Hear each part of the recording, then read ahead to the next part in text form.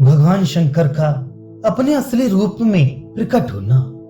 भगवान शंकर अर्जुन के परम पराक्रमपूर्ण कार्य से जितने प्रसन्न हुए, उतने उनकी तपस्या से प्रसन्न नहीं हुए थे। सच है, सत्पुरुषों की तपस्या एवं सेवा आदि गुणों से बढ़कर उनका निजी पराक्रम ही उपकारक होता है।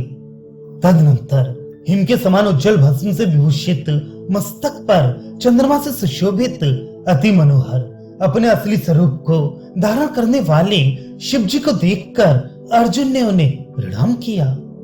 वृषभ की गति के समान गतिशील अर्जुन उस क्षण तुणीर समेत अपने गांडीव नामक धनुष से युक्त हो गए थे। उनका कवच भी पहले ही की तरह उनके शरीर से आ लगा था। शरीर भी पूर्वत स्थूल तथा बलशाली हो गया था और वह उनकी तलवार भी पहले ही की भांति उनके हाथ में थी। इस प्रकार अपने को देखकर वे स्वयं विस्मय में पड़ गए।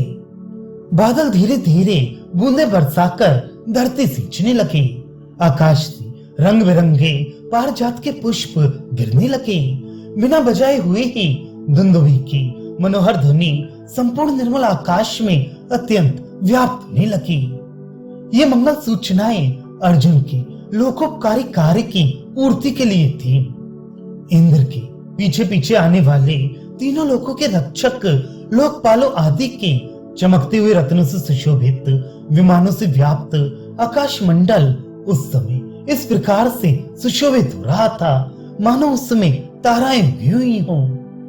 देवताओं के विमानों को ढोने वाले बड़े बड़े हंसों के कंठों में जो किंकड़ी आदि आभूषण बंधे थे, वे ध्वनि कर रहे थे।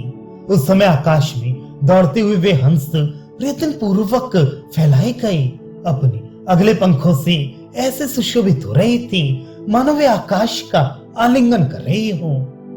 उस अवसर पर मेघ के समान वृषभ पर बैठे हुए भगवान शंकर को वायु देवता ने भ्रमर पंक्तियों को प्रसन्न करने वाली मंदार के पुष्पों की माला को ऊपर चंदोवे के समान फैलाकर खूब सुख पहुंचाया।